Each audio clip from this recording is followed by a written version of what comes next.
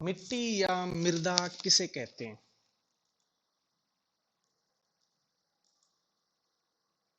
भूमि की सबसे ऊपरी परत जो पेड़ पौधों के उगने के लिए आवश्यक खनिज आदि प्रदान करती है, मृदा या मिट्टी कहते हैं। अलग अलग स्थानों पर अलग अलग प्रकार की मिट्टी पाई जाती है। इसकी विभिन्नता का संबंध वहां की चट्टानों की संरचना, धरातलीय स्वरूप, जलवायु, वनस्पति आदि से होता है। यानी धरातल के ऊपर जो 6 इंच की मोटी परत पाई जाती है, जिसमें उपजाऊ क्षमता पाई जाती है। ढीले कणों से निर्मित, असंगठित कणों से निर्मित जो परत पाई जाती है, जो धरातल के ऊपर अपशिष्ट पदार्थ, पेड़ पौधे या जीव जंतुओं के अवशेषों के गलने सड़ने से जो मिट्टी का निर्माण होता है, वो मिट्टी कहलाती है, जिसमें उपजाऊपन की मात्रा पाई जाती हो, यानी फर्टिलिटी क्षमता पाई जाती हो।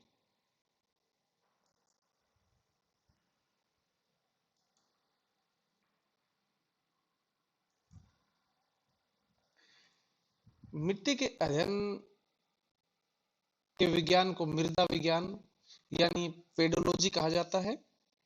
भारतीय कृषि अनुसंधान परिषद ने भारत की मिट्टियों का विभाजन 8 प्रकार से किया है। यानी जलोढ़ मृदा। जलोढ़ मिट्टी भारत में सबसे अधिक क्षेत्र में पाई जाने वाली मिट्टी है, जिसमें दोमट मिट्टी भी कहा जाता है। जलोढ़ मिट्टी भारत के कुल क्षेत्रफल का लगभग 43.4% भाग पर पाई जाती है। इस मिट्टी का निर्माण नदियों के निक्षेपण से किया गया है, लेकिन जलोढ़ मिट्टी में नाइट्रोजन एवं फास्फोरस की मात्रा कम पाई जाती है। जिस स्थान पर जलोढ़ मिट्टी अधिक पाई जाती है, वहां पर फसल के उत्पादन के लिए यूरिया खाद डालना बहुत ही आवश्यक हो जाता है। जलोढ़ मिट्टी में पोटास एवं चूना की अधिकतर मात्रा नहीं पाई जाती, इसलिए साथ ही जलोढ़ मिट्टी के निक्षेपण से ही भारत के उत्तर का मैदान यानी गंगा का क्षेत्र, सिंधु का मैदान और ब्रह्मपुत्र के मैदान में दामोदर का मैदान, कावेरी का मैदान आदि नदियों के द्वारा बहाकर लाई गई मिट्टी से निक्षेपण से बना हुआ क्षेत्र है।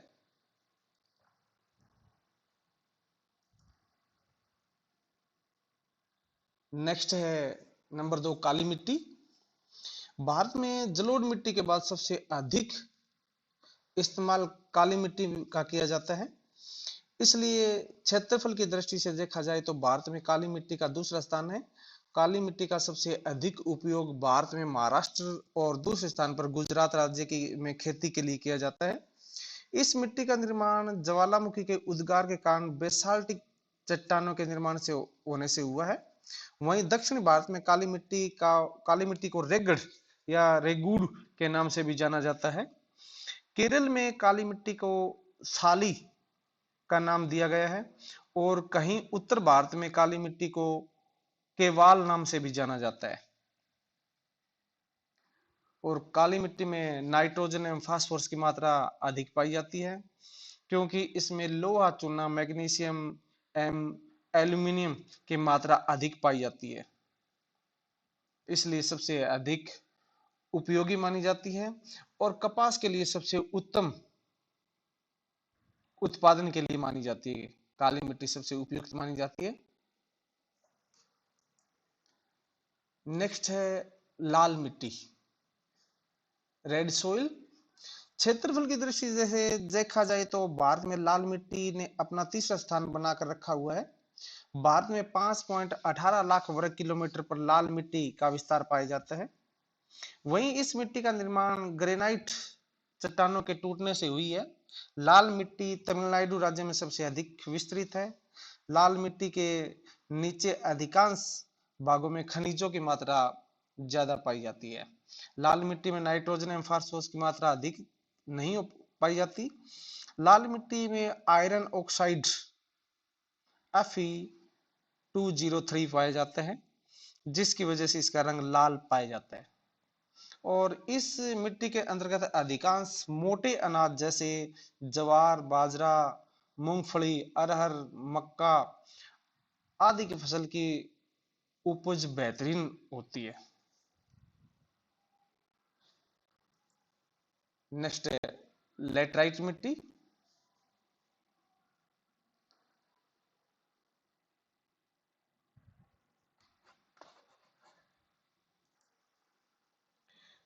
लेटराइट मिट्टी भारत में क्षेत्रफल की दृष्टि से देखा जाए तो लेटराइट मिट्टी चौथा स्थान हासिल किए हुए है।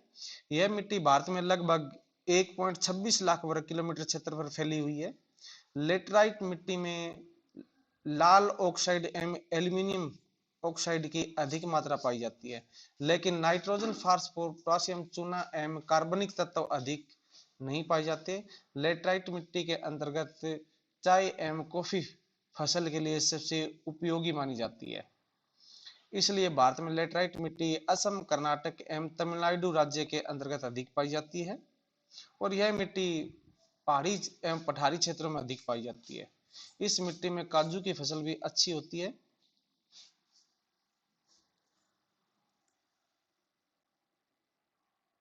नेक्स्ट, पर्वतीय मिट्टी। पर्वतीय मिट्टी ऐसी मिट्टी होती है जिसमें कंकड़ एवं पत्थर की मात्रा अधिक पाई जाती है। पर्वतीय मिट्टी में भी पोटास और फास्फोरस एवं चूने की कमी भी पाई जाती है। पहाड़ी क्षेत्र में नागालैंड में जूमिंग या जूम खेती सबसे अधिक की जाती है। पर्वतीय क्षेत्र में सबसे अधिक गर्म मसालों की खेती इसी मिट्टी के अंतर्गत की जाती है।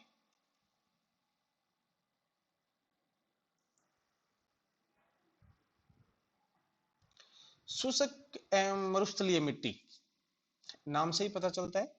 शुष्क एवं मरुस्थलीय मिट्टी ऐसी मिट्टी होती है जिसमें घुलनशील लवण एवं फास्फोरस की मात्रा अधिक पाई जाती है।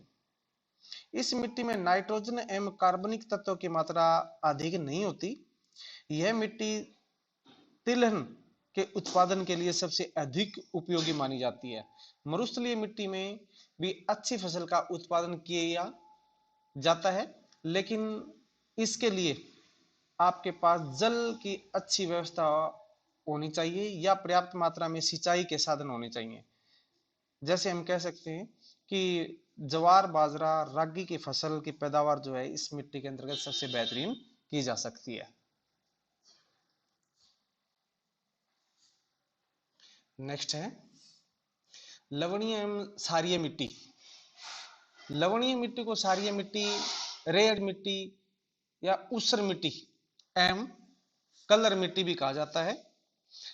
जिस क्षेत्र में जल की निकास की सुविधा नहीं पाई जाती उस क्षेत्र में क्षारीय मिट्टी पाई जाती है।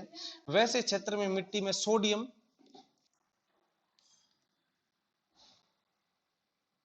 वैसे इस मिट्टी के अंतर्गत सोडियम, कैल्शियम एवं मैग्नीशियम की मात्रा अधिक पाई जाती है, जिससे यह मिट्टी क्षारीय हो जाती है। क्षारीय मिट्टी का निर्माण समुद्र तटीय मैदान में अधिक किया जाता है। इसमें नाइट्रोजन की मात्रा कम पाई जाती है। भारत में क्षारीय मिट्टी पंजाब, हरियाणा, पश्चिमी राजस्थान एवं केरल के तटीय क्षेत्रों में पाई जाती है, जिसमें नारियल की खेती अच्छी प्रकार से की जा सकती है।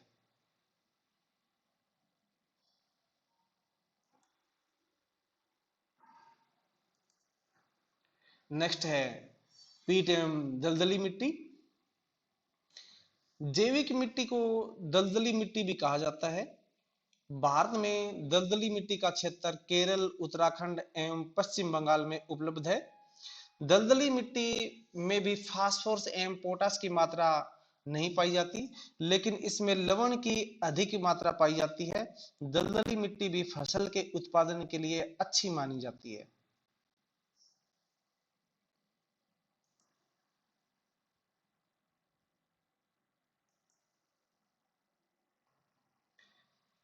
नेक्स्ट है बांगड़ प्रदेश। यह प्राचीन जलोढ़ नदियों द्वारा लाई गई पुरानी मिट्टी है। इनकी उर्वरकता कम होती है, इसलिए इनकी उर्वरकता को बनाए रखने के लिए उर्वरकों की आवश्यकता होती है।